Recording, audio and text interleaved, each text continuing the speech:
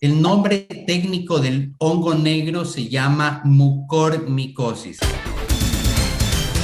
El tema del hongo negro, ¿sí? El tema del hongo negro es un tema que, bueno, quisiera yo informarlo de alguna manera muy gráfica para que la gente entienda, porque todo lo malo le dicen que son los negros, ¿no? Entonces, esto es algo muy curioso porque Ah, si todo es Viernes Negro, todo, o sea, el grupo étnico, pues muchas veces se puede sentir, claro. lo Y hay siente. negros, Pero en bueno, realidad, el nombre técnico del hongo negro se llama mucormicosis. Ese es el nombre por técnico, cosas. mucormicosis. En la India, que fueron los primeros casos descritos, Exacto. ¿no?, sobre esta infección, es importante resaltar de que la India es uno de los lugares donde más infección de hongo negro o mucormicosis existe. Si bien es cierto, esta infección existe en todo el mundo, es muy rara, no es tan frecuente. Ahora con el tema del COVID, obviamente cualquier infección que se asocia a ello, pues enseguida obviamente lo hace uno noticia. Y esto es importante recalcarlo. ¿Por qué India? Porque India, Mariela, es el segundo lugar en el mundo donde más diabéticos existen. Y la mayoría de estos Después de diabéticos, Estados Unidos. así es, en un momento determinado la llamaron la capital mundial de la diabetes. Pero Es Estados Unidos le ganó en los últimos Sí, sí, 10 sí. años. Sí, pero de igual manera es el segundo país más grande en incidencia de diabetes. No se sabe. Ahí sí que me rompió el cerebro, pero si comen súper sano, si todos son No, hindúes, si todo es la parte genética, pero procesados. la parte genética juega un papel importante. Primero, que hay mayor cantidad de diabéticos. Segundo, la mayoría son diabéticos no controlados. Tercero, obviamente son más susceptibles a procesos infecciosos porque el diabético de por sí es un inmunosuprimido, es decir, sus defensas siempre son bajas. Imaginémonos que estos pacientes diabéticos se infectan con el COVID, que de por sí, siendo un proceso viral con el cual existe un gran factor de agravamiento de sus defensas en un paciente ya inmunodeprimido. Súmele esto al uso del corticoide que generalmente se utiliza para el COVID, en la cual usted utiliza grandes dosis de cortisona, cualquiera de ellos, metilprednisolona, dexametasona, lo cual baja más la defensa. Entiendo. Súmele eso, los anticuerpos monoclonales que se utilizan para el COVID, lo cual baja más todavía la defensa, y Entiendo. sume los otros factores que obviamente agravan para que baje más la defensa. Entiendo. Más el colapso hospitalario, que obviamente vive en casi la mayor cantidad de países, y la utilización de los respiradores, que obviamente son máquinas que obviamente la usan varios pacientes. Entonces, imaginémonos todos esos factores en una infección oportunista, como es el hongo negro o el mucormicosis, en un paciente que de por sí sus defensas están bajas, al estar mucho tiempo con cortisona, diabético, no controlado, entonces hace que sea tu organismo muy susceptible a que te ingresen, obviamente, elementos o bacterianos o micóticos o por hongos. ¿Qué sucede? De que este hongo negro generalmente uno lo aspira, ¿no? Porque esa es la forma más frecuente, que es la forma rinocerebral, es decir, usted aspira las esporas, estos hongos viajan por la parte del torrente sanguíneo, provocando trombos en los vasos sanguíneos, y cuando se van complicando llega a la parte cerebral, que es la forma más complicada en la cual los pacientes fallecen si es que no lo detectas a tiempo y si es que no lo tratas a tiempo. Si bien es cierto, hay varias formas clínicas de este hongo negro, por ejemplo, hay formas gastrointestinales que generalmente los niños los tienen, hay formas pulmonares que afectan directamente al pulmón, dañándolo igual como hace el COVID, hay formas diseminadas, también hay formas cutáneas, es decir, hay lesiones también en la piel, y obviamente como la espora, Manifiesta de diferentes formas. claro, hay varias formas clínicas que se presentan. Ya, y es contagioso, según lo que usted le está Sí, diciendo. bueno, normalmente las formas también que no sean por aerosol, es decir, por inhalación, es por ejemplo en los centros de salud cuando utilizan varias lenguas que obviamente puedan estar infectados, los excrementos de las materias fecales de los animales, incluso de edificios viejos, húmedos, contaminados, que obviamente pues existen también este tipo de problemas. Entonces, lo que es importante es que la gente sepa de que estas infecciones oportunistas se ven en pacientes con COVID, igual como pasa, por ejemplo, con la candidiasis, que también pueden entrar los hongos, con ¿Ya? la aspergiliosis, que es otro proceso infeccioso, igual con la Klebsiella pneumoniae, que se encuentra en las terapias intensivas. Este hongo también puede actuar como un oportunista y provocar un proceso infeccioso que cuando entra normalmente en la piel provoca un daño en la cual se ve que la cara se hincha, se inflama y luego se forma una costra negra, por eso le llaman el hongo negro. Pero esto siempre va a ser letal el hongo negro. Bueno, cualquier proceso infeccioso oportunista de esta naturaleza que comprometa la parte pulmonar y provoque trombos, más una enfermedad como el COVID que te provoca trombos, imaginémonos esa gran tormenta de coágulos dentro de su organismo que obviamente si no es detectado a tiempo, igual va a provocar una muerte. El desarrollo entonces del hongo negro, pero no significa que cuando nosotros lo detectemos de alguna manera, pues no lo podamos parar con antimicóticos, digo yo, ¿no? Sí, o sea, los intensivistas, que obviamente son los que más ven pacientes obviamente graves, lo tienen muy claro, es decir, que ellos cuando ya ven un paciente complicado con una infección oportunista, ellos tienen que cultivar las secreciones de los pacientes. Se hace un examen que se llama KOH, que es para determinar la espora, es decir, ver el hongo, se hacen cultivos y se hacen radiografías pulmonares para descartar si hay este hongo negro o no. Pero eso ya es parte del protocolo de investigación que tienen que tener los terapistas intensivos.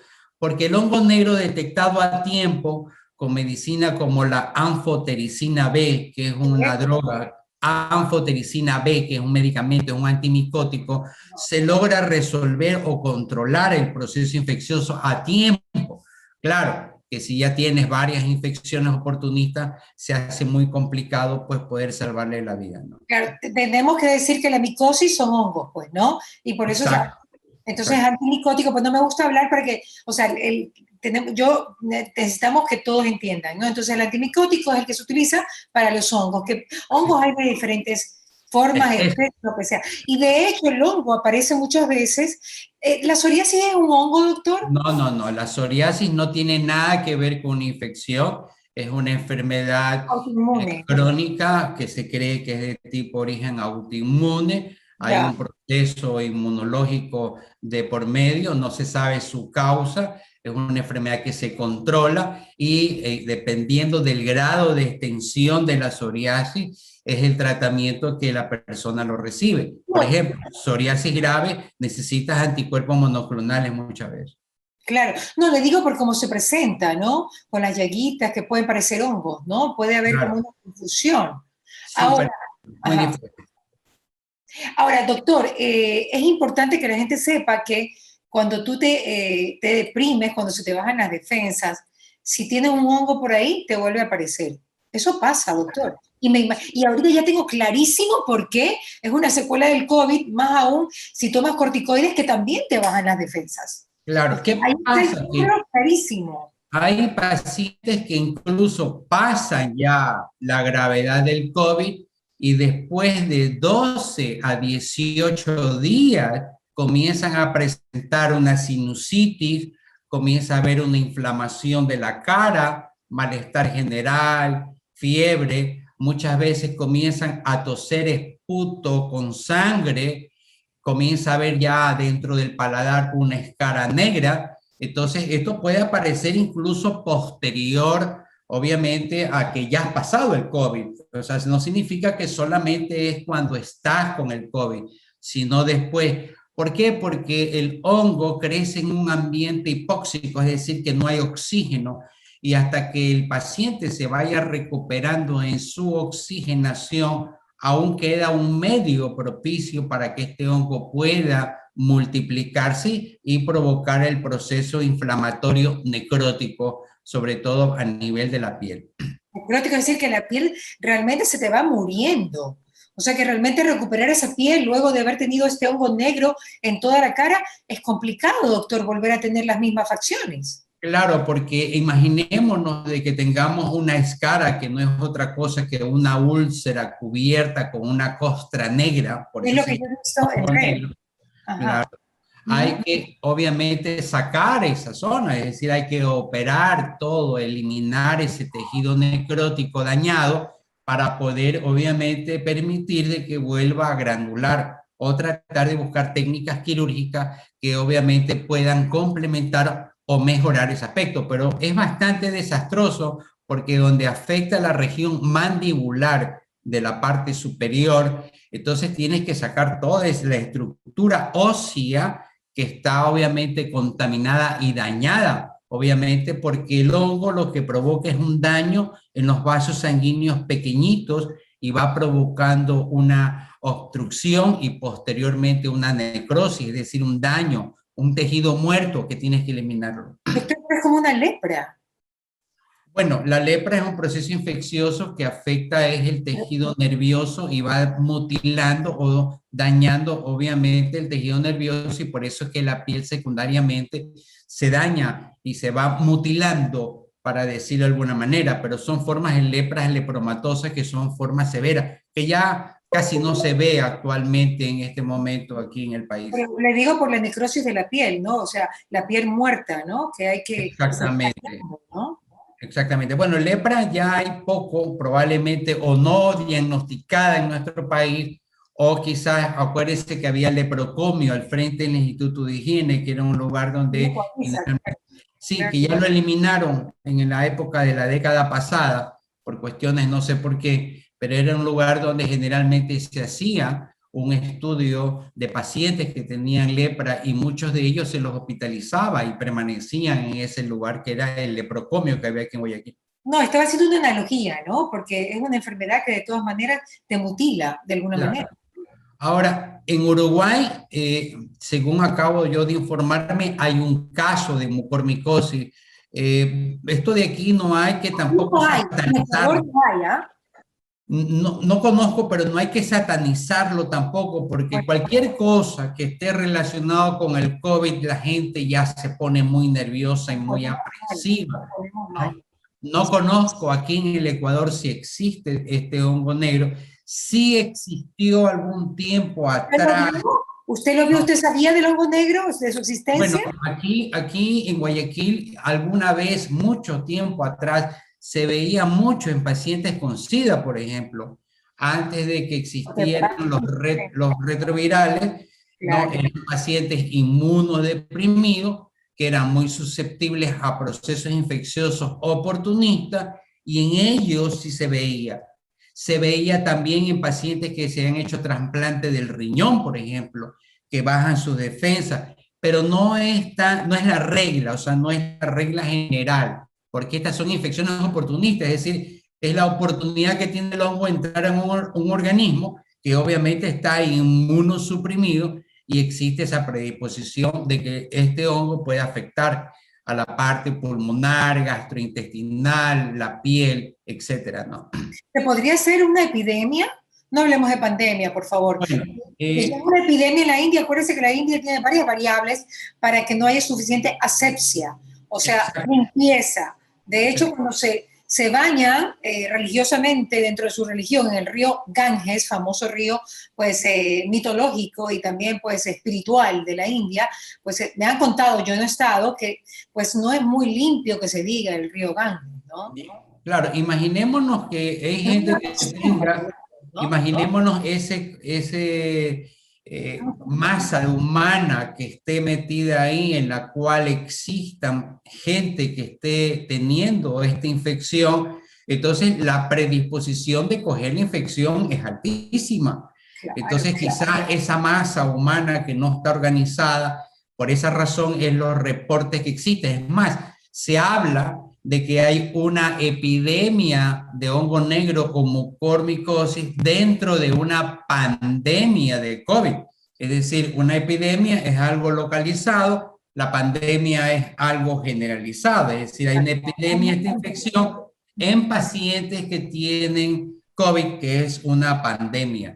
Claro, decir que existe en todo el mundo, probablemente existe hace mucho tiempo, muy puntual, muy raro, las estadísticas son muy bajas porcentualmente, como para decir específicamente en Ecuador que existe el hongo negro. Probablemente existiera algún caso, no lo sabemos, quizás no publicado, no reportado, pero tampoco hay que decir de que esa es la regla general de que tiene que haber en los pacientes, probablemente en UCI o en los pacientes que son diabéticos. Lo que sí es importante, Mariela, es que la gente diabética en este instante debería obligatoriamente ser responsable de cuidarse mucho de los niveles de glucosa. ¿Por qué? Porque el corticoide, cuando usted le meten corticoide siendo diabética, sube más el azúcar. Entonces, si ya de por sí usted es una diabética que tiene el azúcar alto, si es que le tocase ponerse cortisona, le va a subir más todavía el azúcar, porque el corticoide tiene como efecto colateral eso. Entonces, eso predispone, aparte que baje más la defensa y obviamente cualquier infección bacteriana o por hongo sea susceptible a entrar a su organismo y provocar un daño mayor. Y tenemos que decir que el corticoide es una de las armas más importantes en la lucha contra el COVID, en el momento que un paciente está en estado de gravedad. Entonces, cuidado es importantísimo, ¿no? Para darle, digamos, una buena batalla al COVID, ¿no? Cuando se lo necesite en el caso de. Claro, prácticamente es el caballito de batalla, que Así. tampoco es que hay que meterle cortisona en el No, momento en que uno cree. El corticoide se lo utiliza es en un momento específico para, obviamente, mejorar la parte inflamatoria. Porque la gente hay que hacerle entender de que no es porque tenga un COVID leve, tiene que meterse cortisona, porque el corticoide es de uso muy delicado.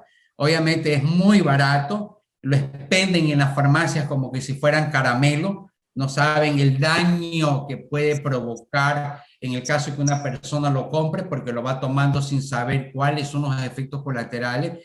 Y para el COVID es importante porque los terapistas intensivos saben en qué momento lo deben de administrar y en qué dosis se lo debe de administrar. Porque obviamente si usted es un diabético y le meten una dosis de caballo de corticoides, suben el azúcar y es un gran problema. Iatrogenia, sí, que lo mata sin querer. Hay cremas también medicadas que tienen corticoides.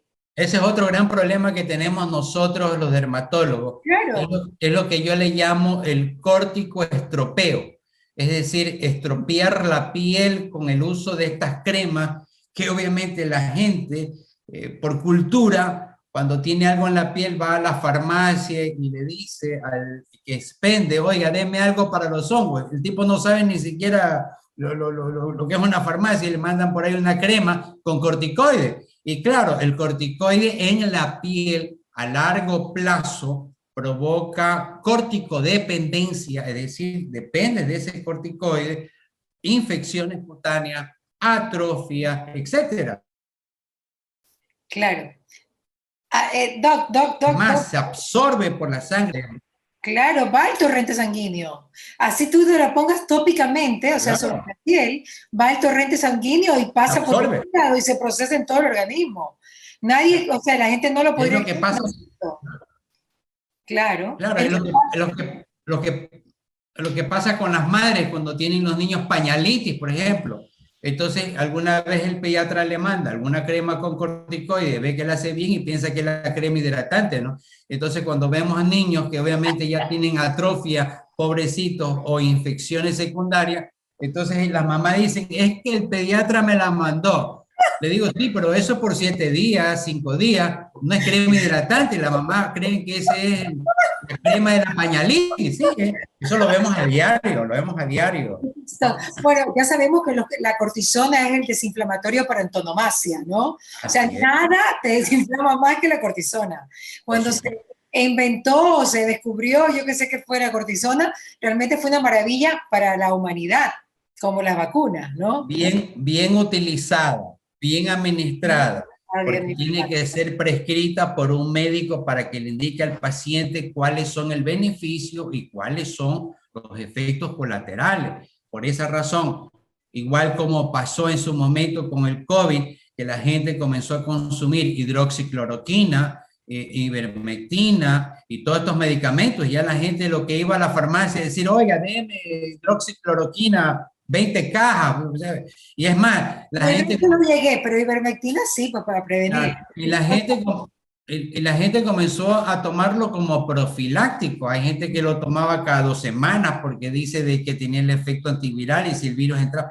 Entonces, la gente tiene que entender de que la Claro. medicina es para los médicos, ¿no? O sea, si ya nos creemos médicos, pues ya imagínate tú cuál es la posición del médico, ¿no? Sí, Porque ya pasó de la onda de la ivermectina, ¿no? Hubo una no, época. ya, todo, todo esto es emocional, o sea, nosotros somos copiones, ¿no? Allá utilizan a chote te metes ahí, ¿me Claro. entiendes? Pues somos copiones, entonces la gente no entiende de que medicamentos de uso muy delicado hay que saberlo a quién se lo da, cómo lo tomas y qué beneficio vas a Pero obtener. es que era una enfermedad tan enigmática y lo es, que estamos en la prueba y el error, ¿no?